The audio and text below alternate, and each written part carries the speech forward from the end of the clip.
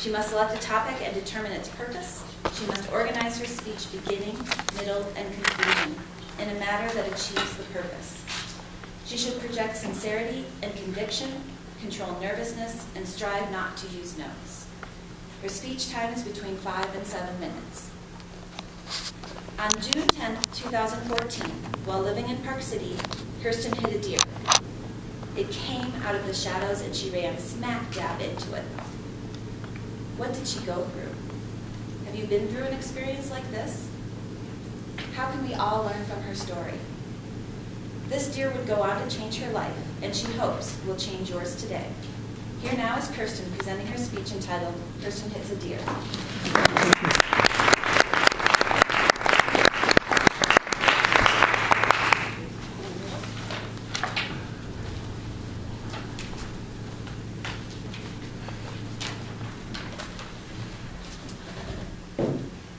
We live in the mountains. Since you've driven the mountains, or David, you've been driven in the mountains, we all know that there are deer lurking at the edges of our peripheral vision. We do everything we can to avoid the deer. You watch for them. You slow down in areas you think might be filled with deer. You turn on your brights when you possibly can and there's no one coming at you. But now and then, you have bad luck, and one jumps into your path, and bam, you hit it. Today, I'm going to tell you a story about how I hit a deer. I'm going to explain how that deer changed my life, and how I hope it will change yours as well. Back to the deer. Now, I'm going to take you with me back to that dark mountain road. So, bam, we hit that deer. Now, after we get over the terror of what has just happened, we have to get out of the car. We go drag the deer off the road. We have to call the police to tell the police where the deer is to come pick it up. And then we look at the car. And there's some damage on that car. So we realize we're going to have to really go through the hassle of rebuilding that car. And in fact, the entire front has to be worked on. We did everything we could to avoid this deer. We watched for it. We made sure we had our brights on. But we hit it. I have always thought of my family history of breast cancer as a deer in the road, in the forest, as I drive through the road. I have to be aware of the risks, I have to take precautions, and I have to try to avoid those deer. Only one woman in my immediate family has not had breast cancer, my sister. Both my grandmothers, my mom, another sister, have all survived. Well, they've all had breast cancer. Only one has not survived, and I wear her ring.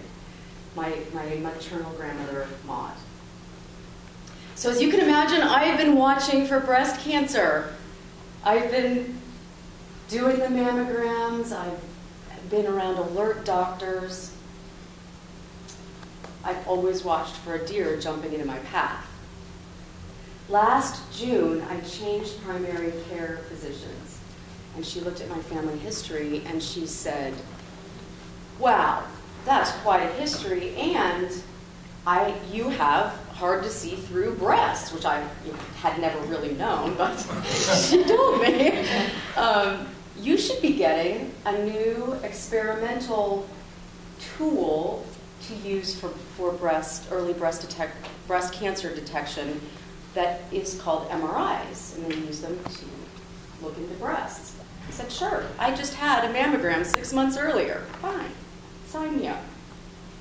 Turns out there was a 1/2-inch tumor in my right breast. Thank goodness for that doctor. I realized I'd hit a gosh darn deer. And while others may have been surprised by that diagnosis, I, of course, had kind of been watching for it my whole life. Many of you may have genetics that may point to future health problems. A family of fingers pointing at your heart or at your liver or at your breast. Many of you may not have a thick file at one doctor's office. Regardless, anyone can hit a deer.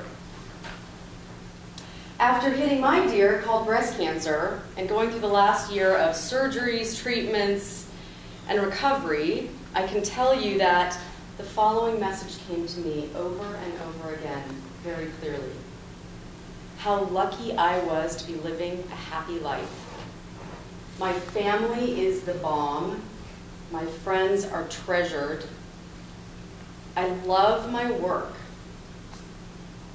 Never once during this extravaganza of doctors and hospital visits and treatments did I think to myself, I'm going to leave this, you fill in the blank thing so that I can be happy. I was so happy that I was already living with the people I love around me and in my passion. If you're not, may I suggest making changes today to get you closer to what makes you happy before you hit a deer. And now that I'm on the other side of this experience, I can ponder what is best to pair with venison.